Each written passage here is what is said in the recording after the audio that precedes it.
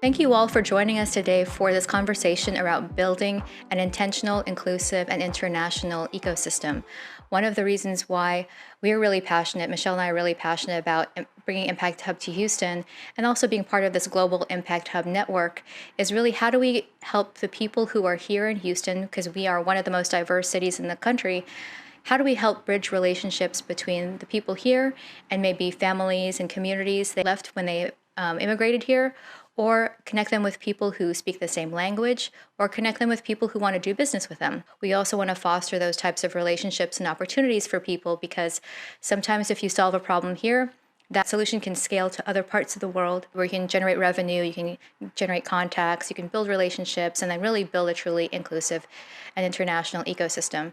So we're really, really happy to have several different organizations that actually already do this kind of work in helping bridge those gaps with us today.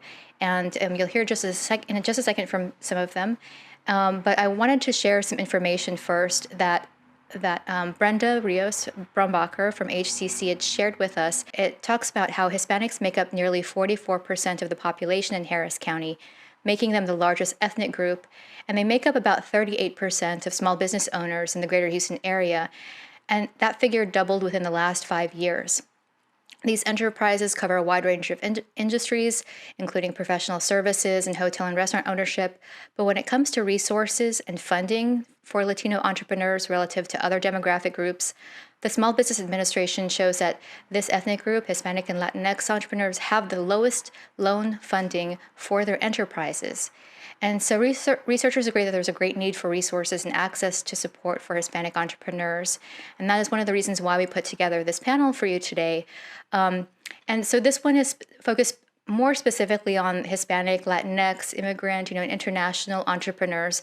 And the reason why we have it on this focus is later in the week, we have another panel on redefining equity that's led by Kylie Summers of SpendDebt, Philip Yates with Equilibrity, and Tiffany Williams, who's a founder of Twice Media Productions. And together, they co-founded Diversity Fund Houston, creating new ways of helping Black entrepreneurs develop more financial resilience, be more comfortable, with financial terminology and improve their financial literacy, and then also have new paths to creating generational wealth. So we wanted to make sure that we're as representative and as inclusive of the diverse communities of Houston as possible.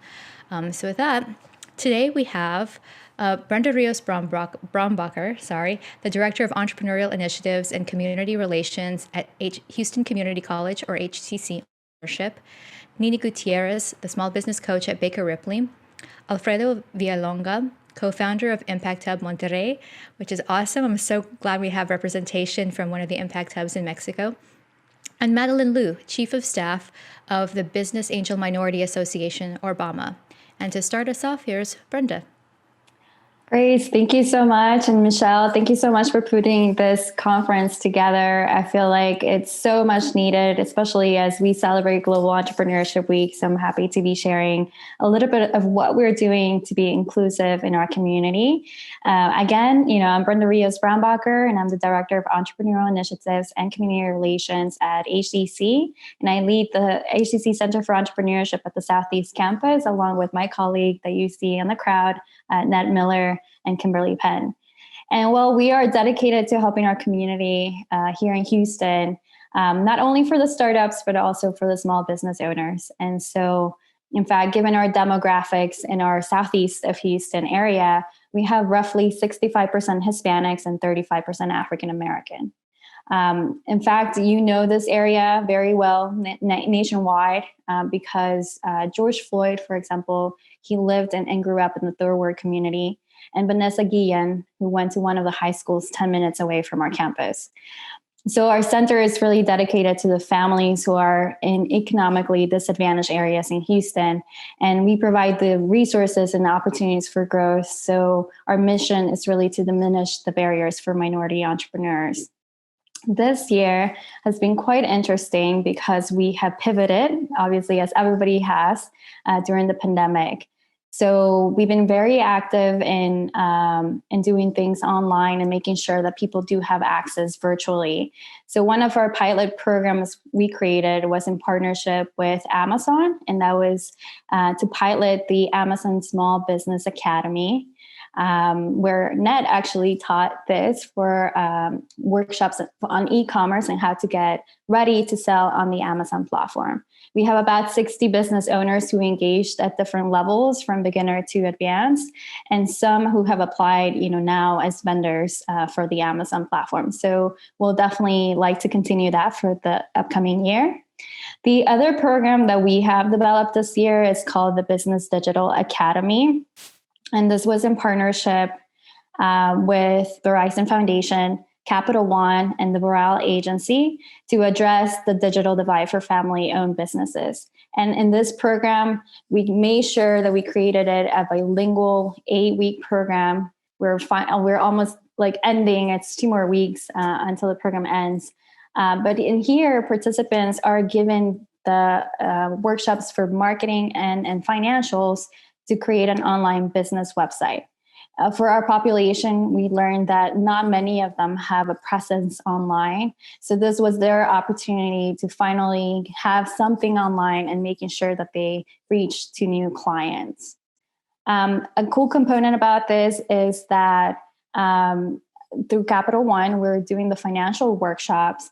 And also with Bridge Path, who is the nonprofit that helps with financial literacy with Capital One. We learned that in Latin America, you don't establish credit. That's something that if you immigrated from Latin America and you start a business here, that's something that you learn on the go. And there's no organization to actually tell you the bits and pieces of establishing either business credit or personal credit. And that goes back to financial literacy, and we saw that it's quite crucial because it is the foundation for small business owners to even get a loan or to create, inventory, to buy equipment for your business. You need credit. So that's one of the things that we introduced as part of this program, and we want to continue it because we do see the need. And then the other cool component about it is that we linked in a program where HEC students are able to work as interns for the business owner. So not only are we helping the business owners, but we're also helping the students get some sort of business experience, also in business consulting, and prepare them for the workforce. So it's a win-win situation here. The other program that we established and is still currently running is the Micro US. And this was in partnership with Hello Alice and the Business Trade Alliance. And this is really dedicated to micro entrepreneurs, not only here in Houston, but we're now open the doors nationwide. In fact, we had 130 people registered, and some were from Mexico and Colombia. So we can now finally say given to the pandemic, our center has been open for entrepreneurs around the world. So these are a few of our programs. One last thing I want to share is that last month we got recognized as the Entrepreneurial College of the Year by the National Association for Community College Entrepreneurship. And that's just huge because we are making sure that a lot of people are being included, that we are being quite diverse, but also being recognized as now Houston as the capital of entrepreneurship efforts. So we celebrate that with you and with everybody in the panel. That's all. Thank you. Thank you so much, Brenda. And then we'll come back and have everybody have a conversation about some of these challenges and opportunities afterwards. Next, we're going to have Nini Gutierrez from Baker Ripley present. Hi, everyone. Good afternoon. Thank you, Grace and Michelle, for including us in this great panel. So my name is Nini Gutierrez, and I am the small business coach with Baker Ripley's Entrepreneur Connection. Just to give you guys a little bit of more background on our organization, Baker Ripley is the largest community development nonprofit organization in the region. We help over 1 million women, children, and adults here in the community. Within all the work we do, our program was established in 2015 by our director that saw the need of bringing an entrepreneurship program in Spanish. Obviously, there is that language barrier, and so there's so many great resources in the city, but none of them really provided Spanish language education or resources. So our program was created. The first component, the first creation of our program was our academy, focusing on educating the Latino community. So we have academy classes in Spanish for launching a business or growing a business, and we currently have those still running. Obviously, with COVID, everything has gone virtual. And then we actually saw the need to actually have this same kind of curriculum through Kaufman Foundation in English. So we also offer our Kaufman Fast Track Academy class. So our mission in our program is to bring resources, education, and connection. Like Brenda mentioned, there is a lack of resources and funding in the, like Grace mentioned, Brenda provided this information, the lack of resources and funding for the Latino community. So we have this great partnership with lots of our community development financial institutions in Houston. And so we help connect and prepare our entrepreneurs for this capital. So that's one of our missions as well. During COVID, we, like many others, we had to go virtual. So a lot of our everything went online. So, you know, we thought that technology was going to definitely be a barrier for our clients. So we hit the ground running and helped everybody filling out applications, especially like I mentioned, that language barrier. So all of our clients and everybody that went through our program, we opened up our doors for everybody so that we could help entrepreneurs with these applications. Something else during COVID that we created because we saw that need in the community was to create a Spanish language food industry specific class. So we created a curriculum for our entrepreneurs in the food and beverage industry, not just restaurants, anybody that was created a product that it was prepackaged or they were manufacturing something. We were able to create this great curriculum course for them to come in and see how we can build resiliency plans for them in the, you know, for that industry. And all of this was in Spanish. And obviously with the high demand and need, we also created the same curriculum in English. And, you know, moving forward, our focus is financial literacy as well. Kind of what Brenda mentioned, there is that need in the Latino community for financial readiness and literacy. So our program is focusing on that, and hopefully we'll be creating a curriculum on that for next year for entrepreneurs, especially in Spanish. We also have a great Spanish pitch competition that is mimicking Liftoff, City of Houston's Liftoff pitch competition. And so on December 3rd, you guys tune into our Facebook. I'll put that in the chat a little bit later. And we have a great opportunity for our Spanish-speaking entrepreneurs to present their business ideas or anything they've already had that's in business, if they have a product or a service they're providing, and they're able to win money, you know, to continue with their project. So I'm really excited about that. And our program also has done that for 3 years. So we're really excited about that. Thank you so much, Nini. That's the work that you're doing is really incredible. You know, I think when people think about Baker Ripley, they remember how much you all did for Houston during Hurricane Harvey and afterwards. So they might think of you as a humanitarian organization, but what you're doing to help people with financial literacy and tax services and entrepreneurship and small business support is really cool and inspiring. Thank you. And then, thank you. Next, we have Alfredo Villalonga. Alfredo. Hello. Well, hello. Thank you for the invitation. And we are very happy to collaborate now more with Impact Hub Houston and building these bridges between our countries. And I will share my screen so we can see what we are doing in Mexico and in the world around the Impact Hub network. Well, I am Alfredo Villalonga from Impact Hub Monterrey. That's El Cerro de la Silla, a very common mountain in here in Monterrey. I study in Tecnológico de Monterrey, and I am physics engineering. I study something that may not be nothing with business, but all after that is everything about social business. And now I am doing my MBA and my DBA in Switzerland in the School of Business of Switzerland. I started in 2007 with social tourism in Selva Lacandona, in the Lacandona jungle in Chiapas. I have experience in restaurants and events here in Monterrey, and a lot with impact entrepreneurship programs and impact development. I have some hobbies that are very connected with the United States, and the first one is the discovering of local craft beers. I used to travel a lot to San Diego because in there they have a very good options of craft beer. I like a lot the public speaking that now is like a computer speaking or something like that. And this third one that is a racquetball. I play racquetball. I am also a coach of the racquetball team of here in Monterrey and of some of the players of Mexico. And I have to tell you something, that the World Championship of Racquetball, it's almost all the times Mexico or the United States. And the great part of the Opens are in the United States.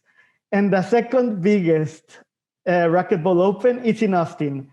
Is January in Austin, so almost each January we go to Texas, and we are very near there, Houston.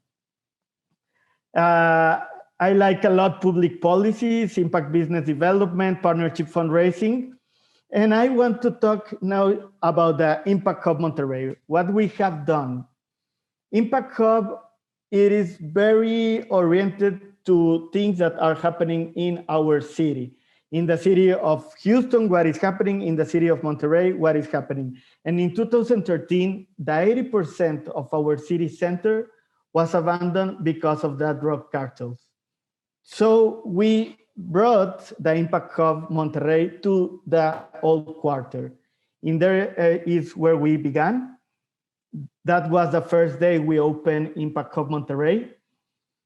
This is our team this is the third Impact Hub we have in Monterrey. And they are very important. They are very, very important for us. And this is like a quick story. In 2013, we opened the first Impact Hub. In 2015, we changed to a bigger space. In 2017, we opened the second space. And now we did in this year a very good crowdfunding campaign to open the third space of Impact Hub here in Monterrey.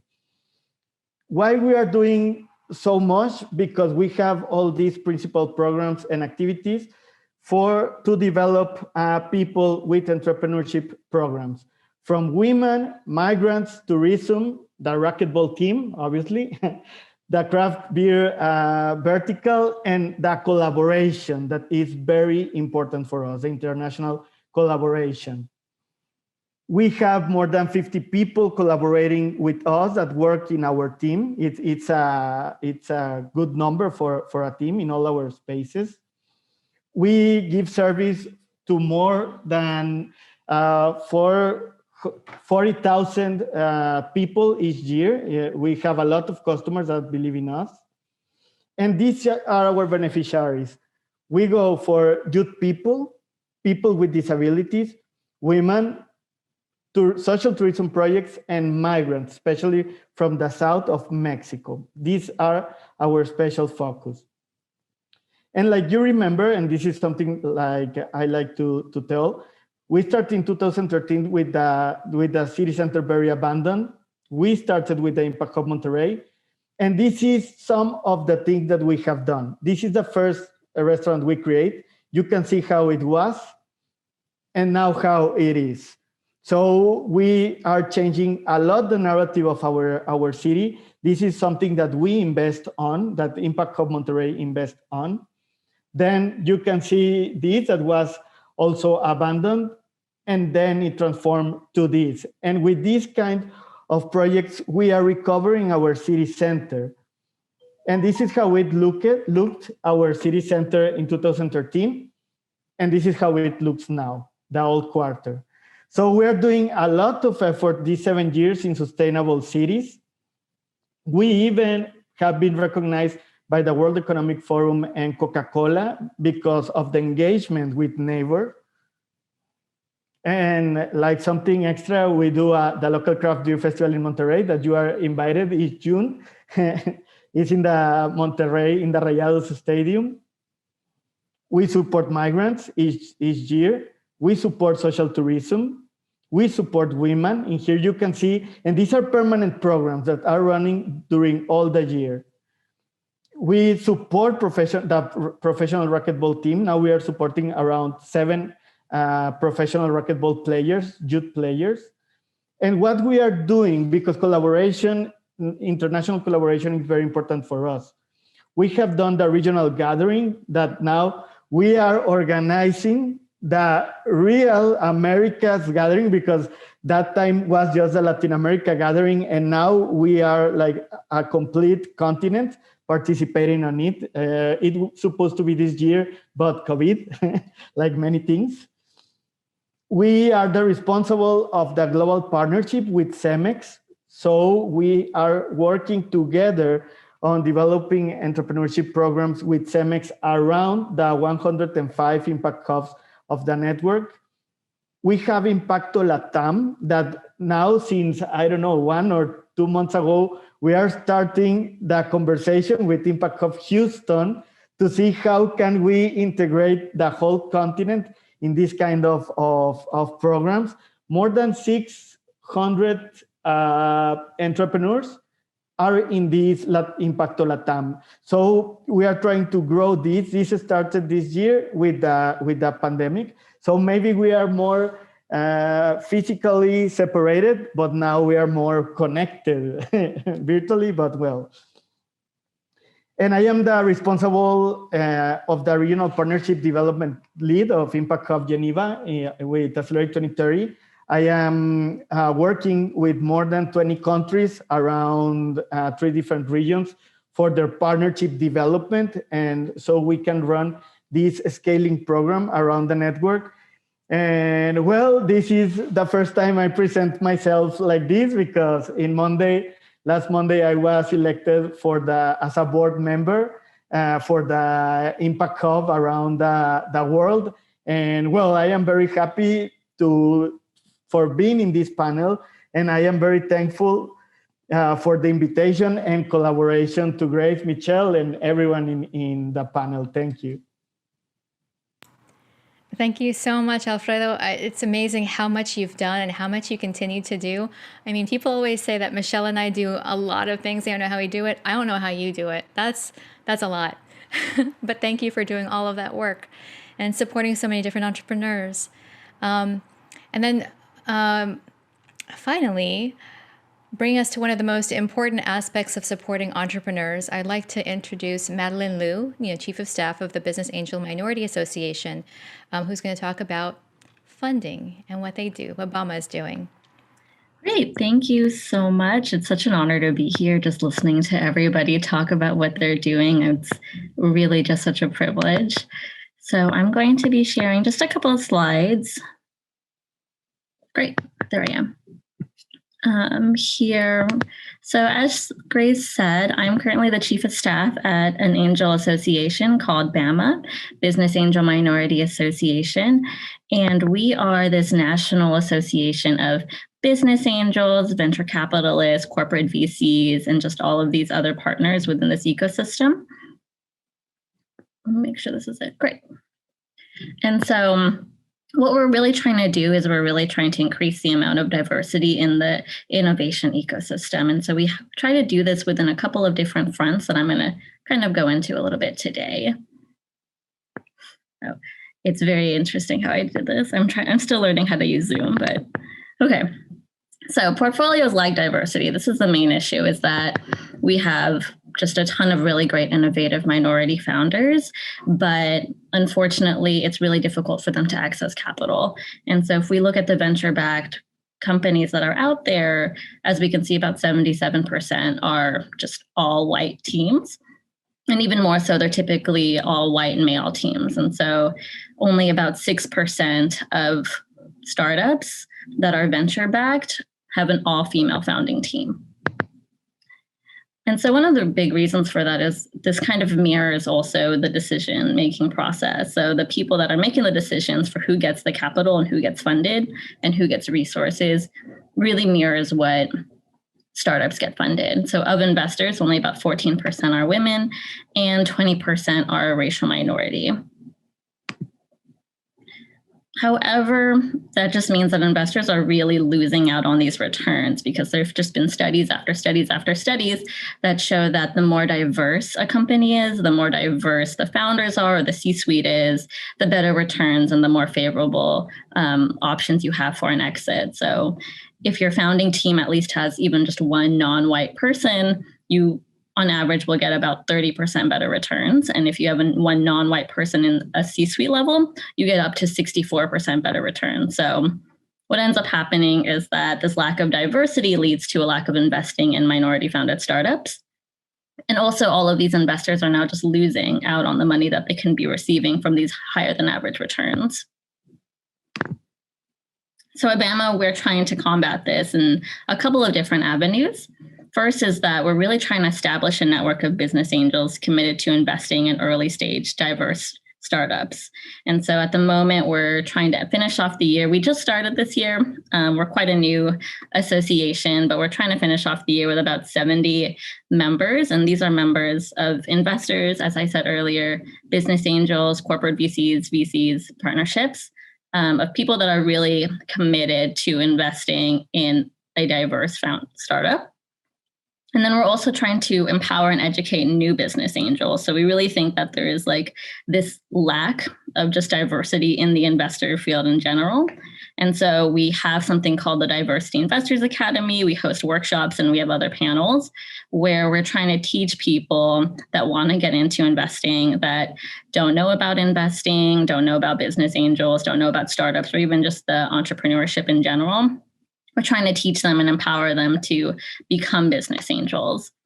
And then we actually engage with early stage startups that are minority founded or addressing the needs of the minority community. And then we present them to our investor members and we advocate for them on their behalf. And so something that we're really proud of is our Diversity Investors Academy. It's available in both English and Spanish. And its real goal is just to connect and empower minority investors through education. And so we partner up with all of these different leaders in the innovation ecosystem. A lot of them are managing partners at VC firms or even at corporate VCs, at banks, et cetera. And we host these workshops and we have these panels, and the panels are actually free for everyone to attend. So just examples of the workshops that we provide. These are just basics that people should know if they want to start investing, but they're also really great for new entrepreneurs to actually engage and watch with so that they can figure out sort of how they should be presenting themselves to an investor. And so due diligence, how should they be forming their pitch and their deck, what's involved in a term sheet. I know it's really difficult for like first-time founders to really know a lot of these things. And then again, the market trend panels that we provide for free. And so just a shameless plug, we actually have an upcoming Diversity Investors Academy. That's actually part of the Houston Innovation Summit as well as Global Entrepreneurship Week. And it's specifically geared towards what it's like to be a woman in early stage investment. There's a huge lack of women representation, even though women make up 80% of the purchasing power. And then we also have a winter pitch coming up December the 11th. And so if you know any entrepreneur, if you know any startup, we open our doors to anybody to pitch for us. We have a Google form on our website where we ask literally any entrepreneur if they want to pitch for us, they can just apply through that Google form. That's it.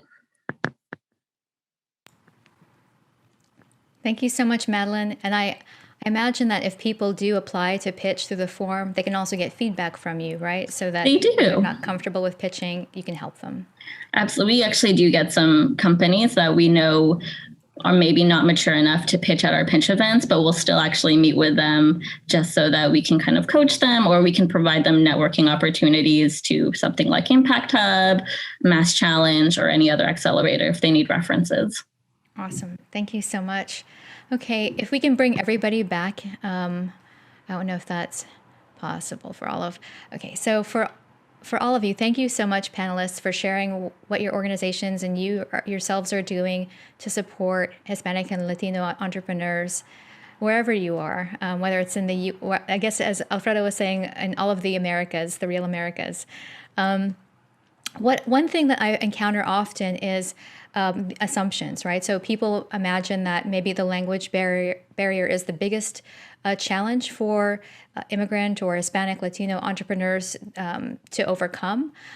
Is that how factual is that, and what are other challenges that people are not understanding or not seeing within the market? And that's open to anybody. I think I could start.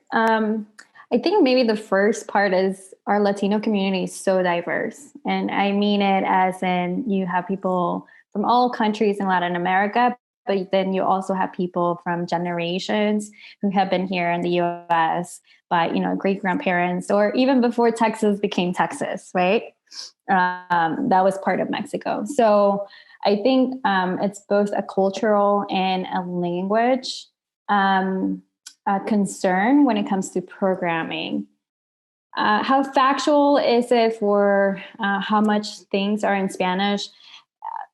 Houston is huge. We're one of the biggest cities in the nation. And again, we have quite the majority of Hispanic population here in Houston.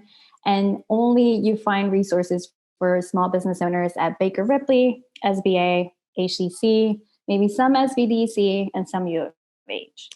And so when I mention how factual is it that we don't have as many resources in Spanish, it's really high.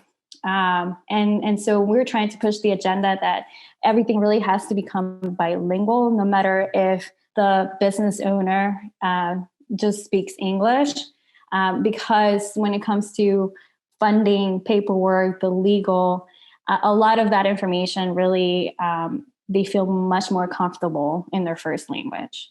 So that's just, from my experience, I think it's best if we can develop programming both in English and Spanish to target a bigger market in the Hispanic population. Thank you. And I just want to clarify for anybody listening that when I believe, correct me if I'm wrong, when Brenda's talking about programming, she means like programs, workshops, educational curriculum, not like coding programming. Oh, yes. Sorry. No, it's okay. Sometimes when you're immersed in this work that you always forget, who understands the terminology or not. Does anybody else want to see, are you seeing other barriers or other mistaken assumptions? Sometimes I think like people assume that there's a tech literacy gap or a financial literacy gap. And, I know that might be true for some entrepreneurs, but not all entrepreneurs. So, Alfredo, I'd love to learn from your community. I imagine there are tech startups within that community. Are there, what is the reality like? Yes, just last week we were talking about that because together with the IDB, the Inter-American Development Bank, we are doing a program to match and make joint ventures between ventures of South Korea and Latin America. And we were saying, okay, well, this is supposed to be one of our programs of next year, but we have the United States so close that why don't we focus in that? Why don't we focus on that?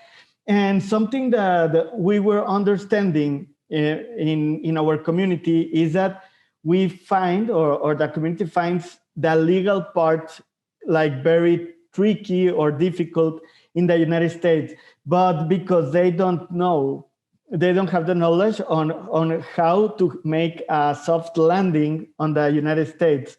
And it seems for us very strange because like in the last year when we did the scaling program in the Accelerate 2030, and for a health company, we told them Houston is a big city of health, and they decide other cities. They decide Philippines as a country and Manila, and I don't remember which one. And we asked them, like, why don't you select the United States? And they told us, because we believe that the legal part is difficult.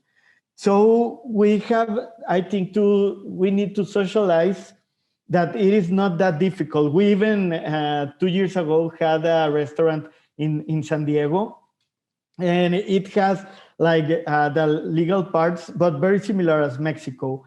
And to don't know how it is the legal part of United States, I think that it scares a little bit our community.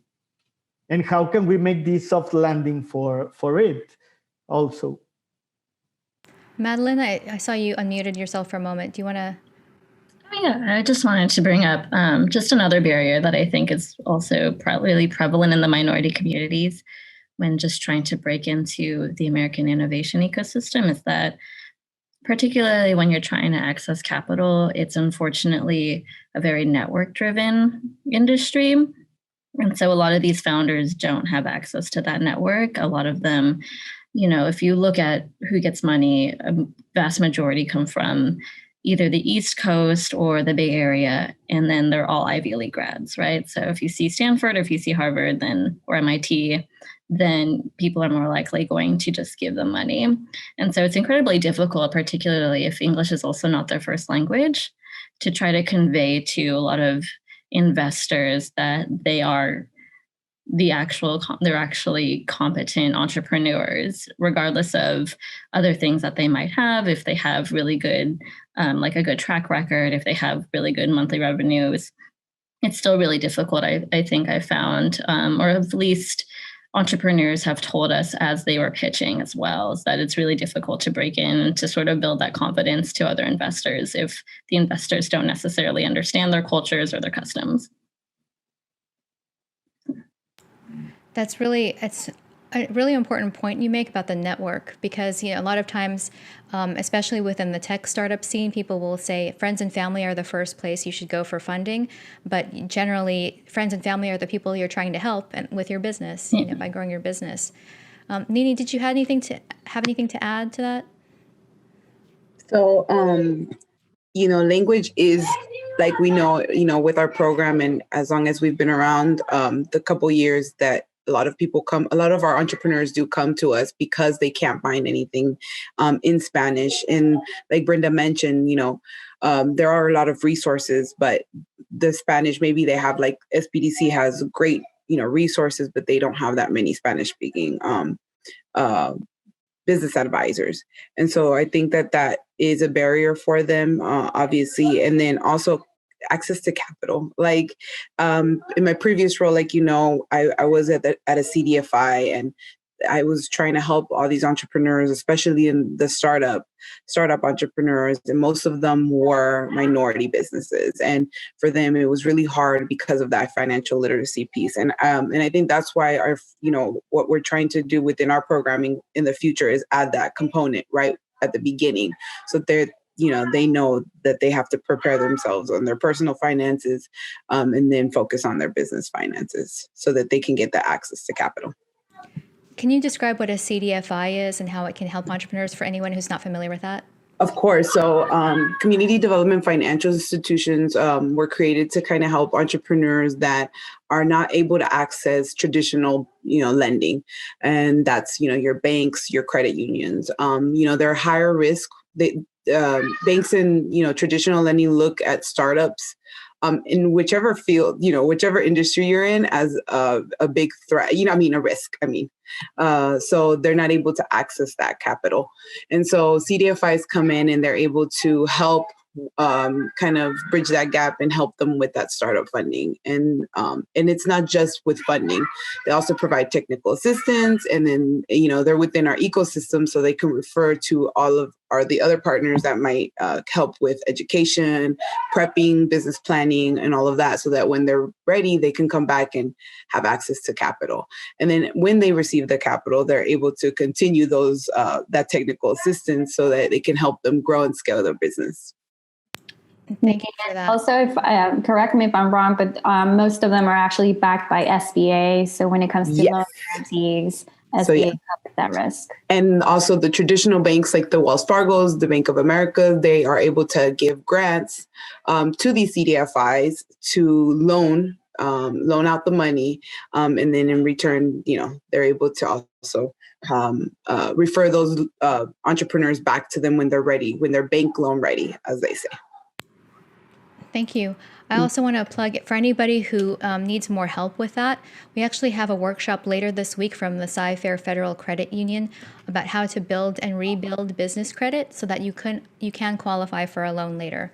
So I dropped the link in the chat if anybody would like to check that out. Again, it's virtual, so anybody can attend, and we'll record it and be able to share it with anybody. So if you're not able to attend, at least register for it so we have your email and can send you the link to it afterwards. So thank you for everybody for sharing, your different perspectives or insights on what the assumptions are and what the reality is. I also am wondering, we in this earlier kickoff event that we had with Houston Exponential and the SBA, we were talking about the difference between startups and small businesses. And so, there's a lot of overlap, but there's a lot of differences, I think, that people don't understand very clearly. How do you find people, and how do you message if you want to help entrepreneurs from the community? Yeah, what should we be doing to better outreach to them? I can start.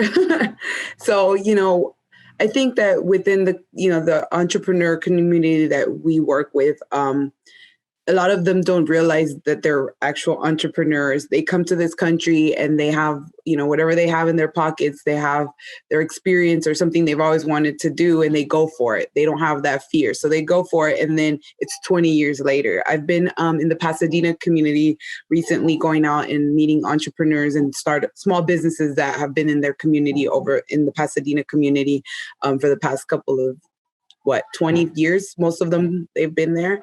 And I tell them, how has it been being an entrepreneur these years in the community? And they look at me like, what?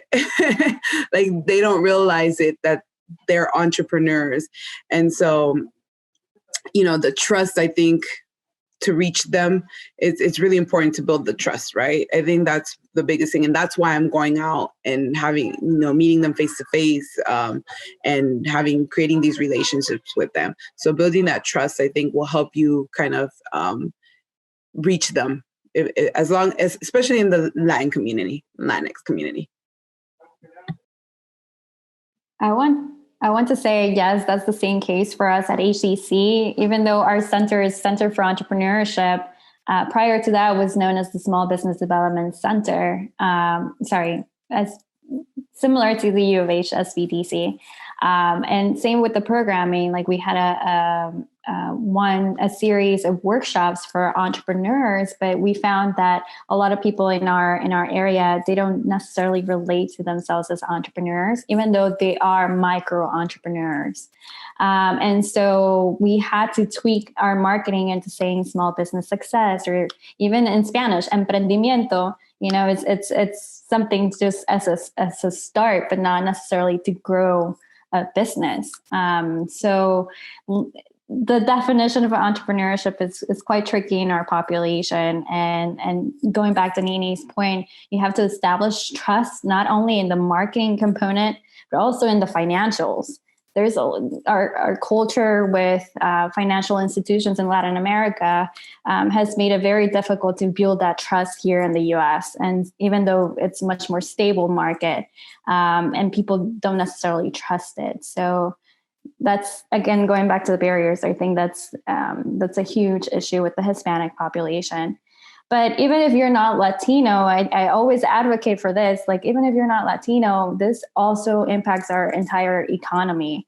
Let me just kind of mention some statistics that I know that I've been doing part of my research is a total of 2.6 trillion was measured by GDP here in 2018, up almost 9% from 2017.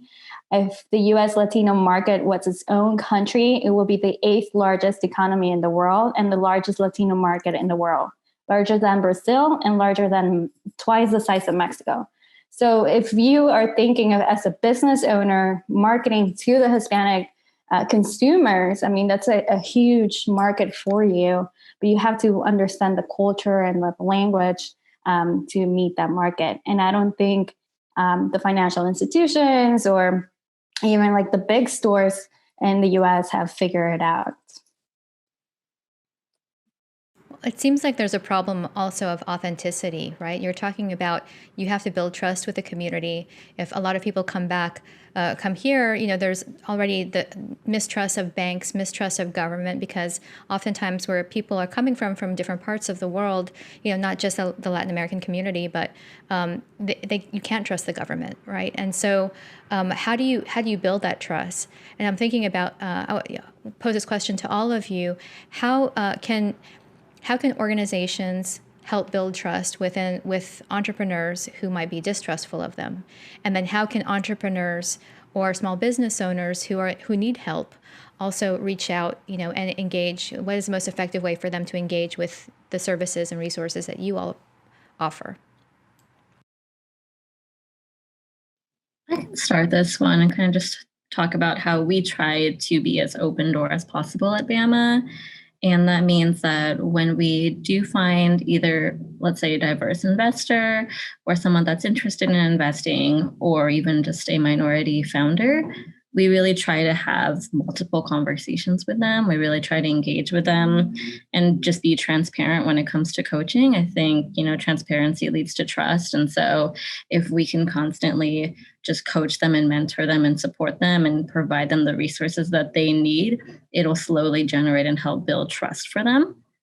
And on top of that, I mean, this is kind of maybe going a little back into the difference between a startup and a small business and their understanding of it. It's just in general that I think, let's say we have a minority founder and they have a startup, and it's really difficult for them to just convey to other investors that it can really be scalable in comparison to a small business. And I think a lot of investors kind of see minority startups or minority founded companies as just being something that's going to stay within its own community. And so we have to be able to convey or to coach these minority founders as well as investors to actually see and observe the value in all of these startups by minority founders. And to do that, it really just takes having that conversation, understanding the problems that they're trying to discuss, the problems that they're trying to solve, and trying to figure out what their actual narrative is as to why they built this company. And in that way, we can see the value that they see the value that they have, and then teach them how to really express that value to other people. Kind of following up on that, Nini and Alfredo, you also mentioned that there's an affinity for Hispanic and Latino entrepreneurs to go into hospitality businesses. How do you see that as a vehicle for impact and a vehicle for actually growth, right? Because you can establish more locations if a first location is successful, I'm assuming. So how do you see that as a way of helping incubate entrepreneurs? Well, I will go first in this. First, I want to also explain a little bit about the stages, because in Impact Hub, we are in so many countries. We are around 55 countries. We need to use the same language of the stage of each startup or of each venture. So we have 4: the idea stage, the startup or incubation stage, the growth stage. That growth means for us that it's in the same market, but growing in the same market. If it's Mexico, it is how it grows. And for the scaling stage, that it is the last one, on how can we go to a new market that is different from us. And something that we are doing is a lot of soft landing. Is how we do a program of soft landing in our market for different ventures, not only around Latin America, but around the world. And about the question, we have seen that the ventures that are most easily to scale are the ones related of social issues, of health, education, and other of the SDGs are those that more easily for us to scale and give solutions in other parts of the world. And well, you said hospitality, and that's one of my favorite verticals. And we know how to impact with hospitality, and there are some ventures that are making impact with hospitality, and one of them is Rutopia, that is making making ventures in rural areas for hospitality services. And they are looking how to join with Airbnb for doing this service and scaling up in a world level. So hospitality is one of the most important, but health and education are really great opportunities for scaling around. So to answer your question, what we've been seeing, and to let everybody know, Baker Ripley is very local. We help a lot of the mom and pop startups and small businesses in the community. And so a lot of them are in the food industry. And so what we try to do is help them create processes, because a lot of our entrepreneurs that come in and look for our technical assistance or join our academy to grow their businesses, we try to help them look at it a little bit different, create a process, get their financials in order. Because a lot of them have maybe been running their business for 15, 20 years, like I mentioned before, but they haven't created those processes. So helping them scale their business and create those, and then even have them thinking outside the box. Like some of them have a process already. Let's say a restaurant have a great process, staffing procedures, they have everything in place. Well, have you thought about franchising this? Have you thought about, things, having them think outside the box? I think it's really important. And then, the younger generations that maybe have seen their parents own a restaurant and they've been in that restaurant and they want to kind of think outside the box. I think it's important. What Alfredo says is, anything that has a social impact right now is something that is investors have interest in, and it's something that can be scaled as well. So I've seen that as well. Brenda mentioned something really important in the chat. She said, I think part of it is also survival entrepreneurship versus opportunity entrepreneurship. And I would love to hear from you all. How do you think your organizations, and especially building these types of relationships across borders, can help people who are in the mode of survival entrepreneurship get to the point where then they can become opportunity entrepreneurs? Now, maybe I can get started with that. And I think that's where our center comes in, because with Houston Community College, not only are we helping you with the idea and how do you develop that idea to a viable business, but it's also kind of a pipeline to different kinds of certifications and courses. And if you just speak Spanish, ESL classes, things like that, that could make this individual a more robust plan for growth, not only for their business, but as a professional in the U.S. And I want to note that the importance of survival entrepreneurship, a lot of them come, and I'm talking about the immigrant Latino community, right? A lot of them come because their countries was not safe and they have to flee, right? I mean, I'm from Monterrey. That happened to my family, right?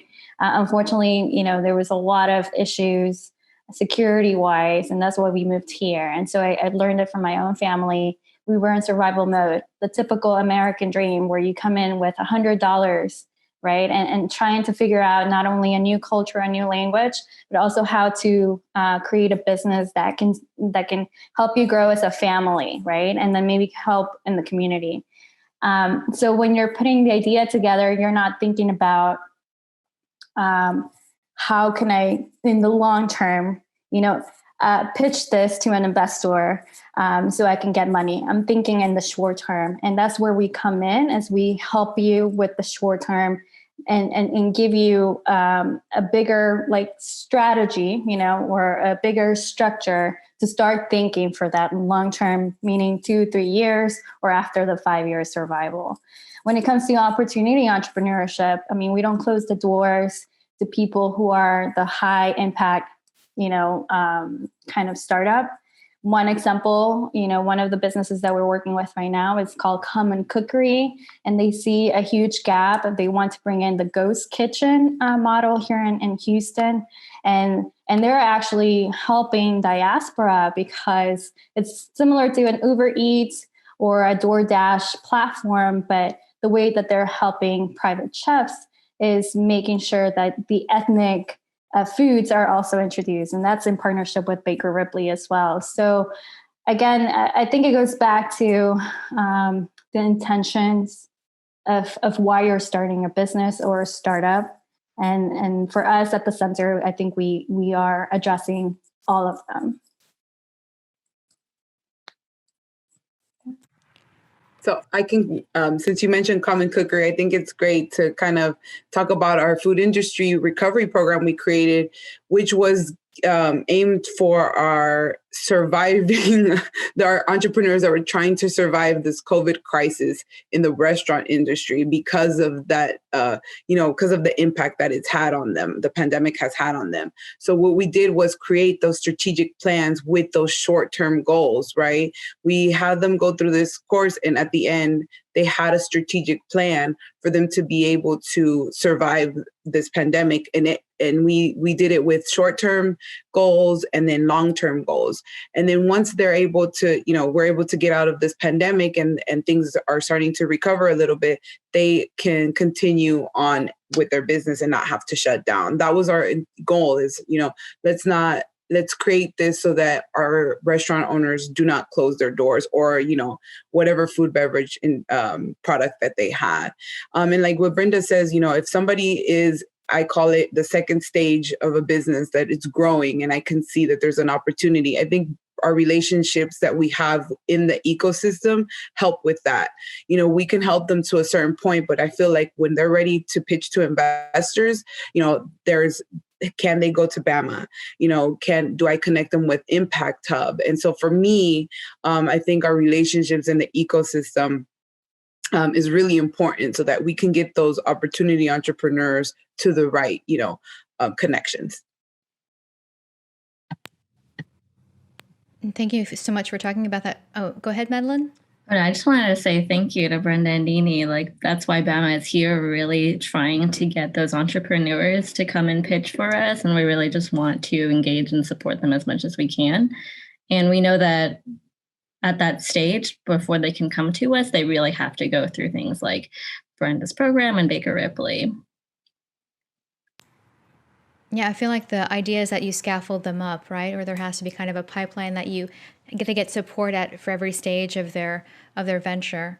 For hearing you talk about the types of entrepreneurs that you exist to help, right? That you've developed so many different programs to help. It seems like there's also an issue of classism, because a lot of the people who could come here, and I'll drop some resources in the chat again. If you have $100,000, you could get an entrepreneur visa to build a startup in the U.S. Right? If you have $1 million, you can get an investor visa to come here, and do business in the U.S. So, what are other ways that people can do business in the U.S. or can do business overseas?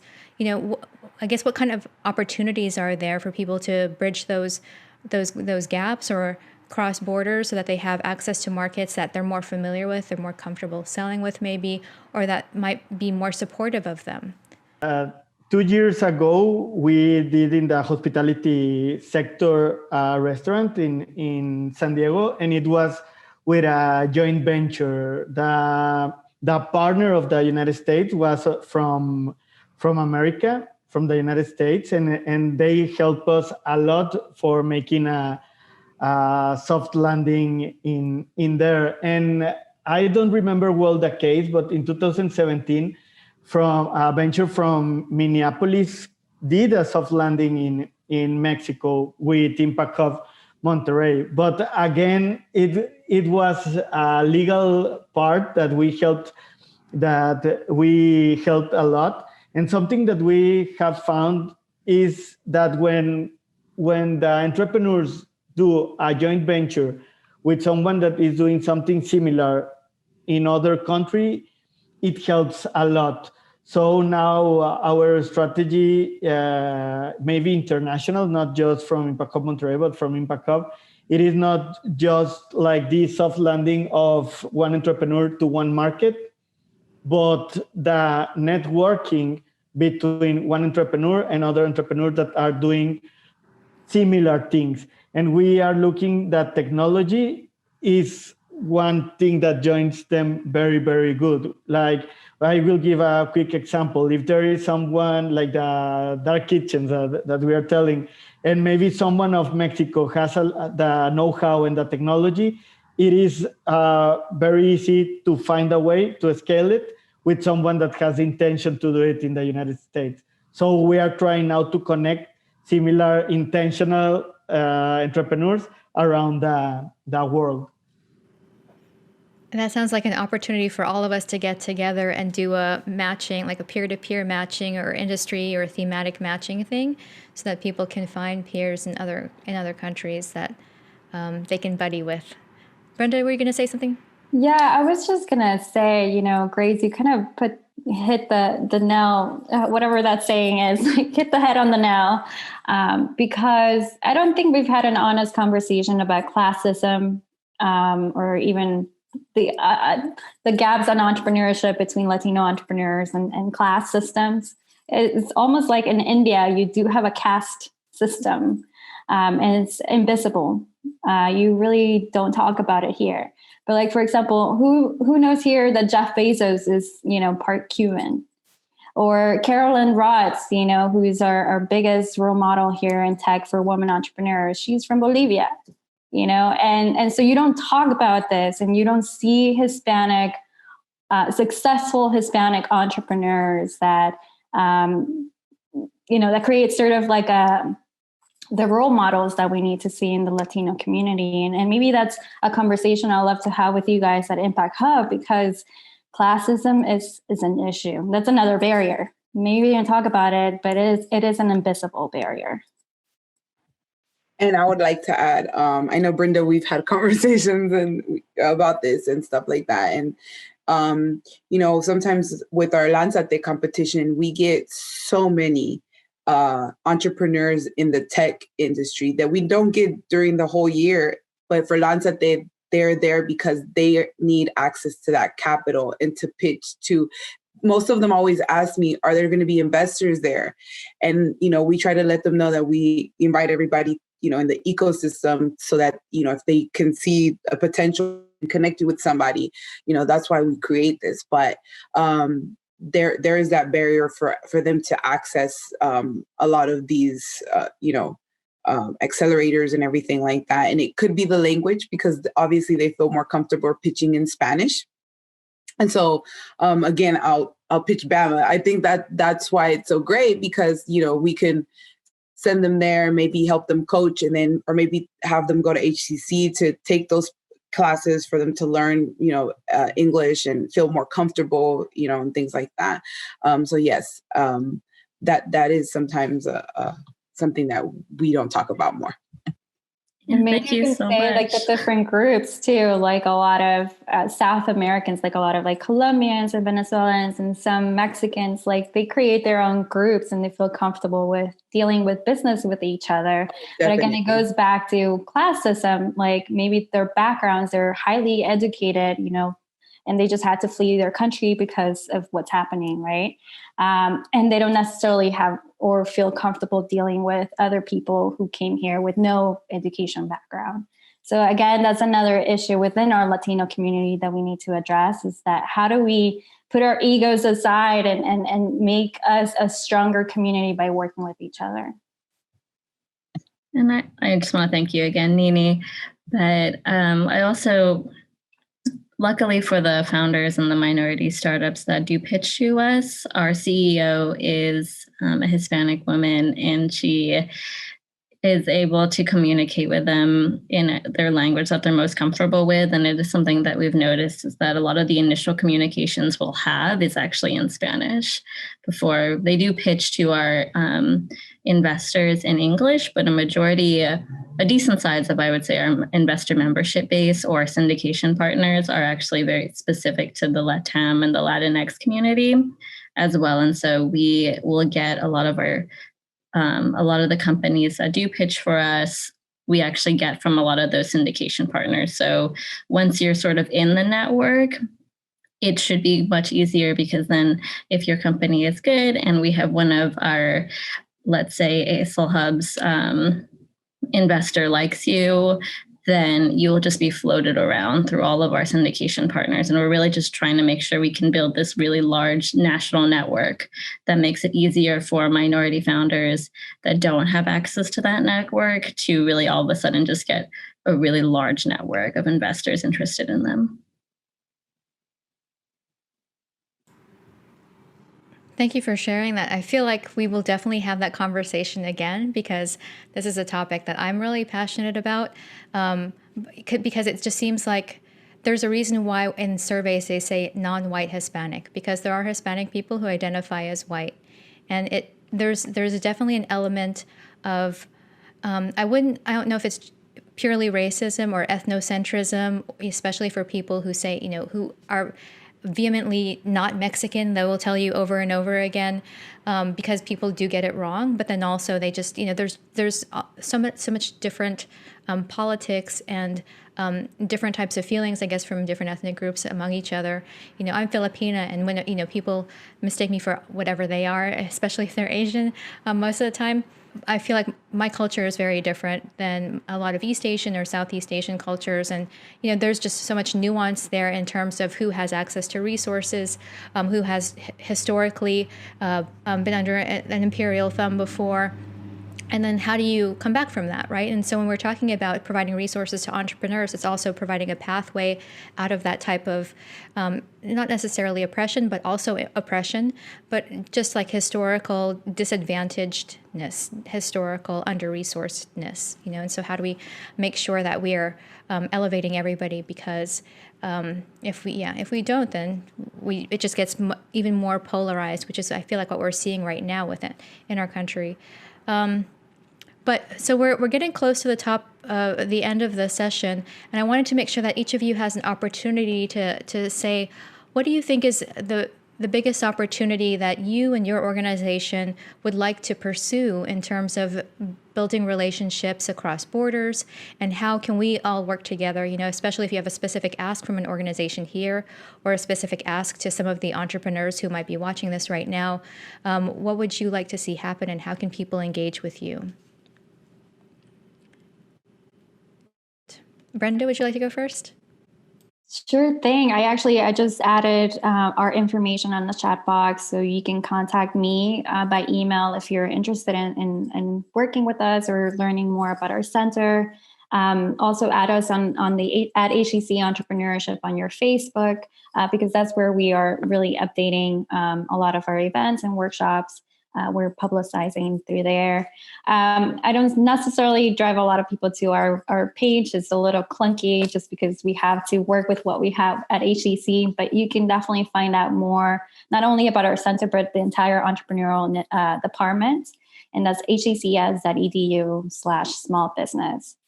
But I think what I love to ask our audience is really just sort of open your eyes and understand from the perspective of Latinos coming into a new country, or also just kind of like, how do I integrate or include the Latino community to my own business? Because again, that's an opportunity for you. It's a huge market. We're becoming the majority, not only in Houston, but in the US. So the sooner that you start interacting with the Latino community, I think it's probably the better. It's going to be a win-win for all, right? So I love to have much more conversations about this. I'm very passionate. I'm doing also, like Alfredo, I'm doing a DBA on the topic. I'm trying to find out a little bit more about why there's barriers to access to capital in the US, and it goes all the way back to building credit. So I'll be publishing my articles pretty soon as I graduate next year.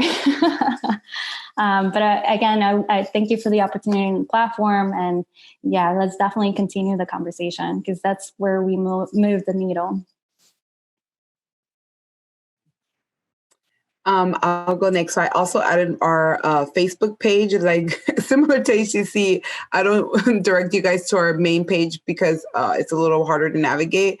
So our Entrepreneur Connection Facebook page is perfect for you guys to find all of our events, our workshops, and then our Lanzate Houston Live page that's coming up December 3rd. And then I also put my email in there. So like I mentioned, we're here still available for our community if you're wanting to do business with the Latino community, especially the smaller mom and pop local businesses. You can connect with me, and we're working on new curriculums for next year to kind of help with resiliency for the local small businesses, especially in Spanish and in English as well. So yeah, connect with me, and hopefully, like Brenda said, we can continue the conversation because it's needed, I think.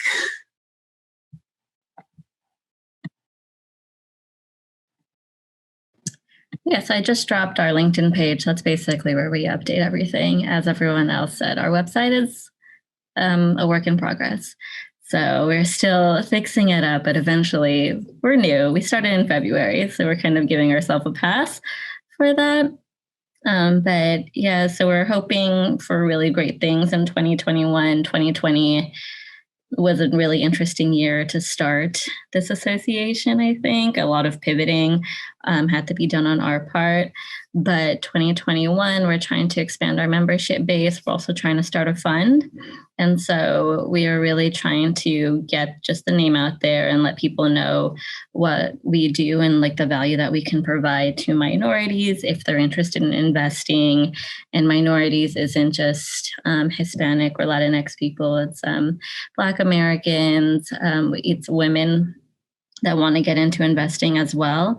And if you're an entrepreneur, or if you know any entrepreneurs, we highly suggest just applying to pitch for us. We love engaging with really innovative minority founders, and we love seeing that the problems that they're going to tackle, because we know these are typically problems that aren't being seen and aren't being getting the spotlight that they really deserve. And so if you are an entrepreneur, if you know any, then please just you can hit us up on our LinkedIn, but you can also just apply directly onto our website. Well, thank you for the invitation. And also, I think we represent very good organizations, and it will be nice to try to connect our entrepreneurs with themselves. So I think that will be nice to make something so they can connect, talk, and understand a little more how things work. Because now, just from hearing all of you, I learned a lot.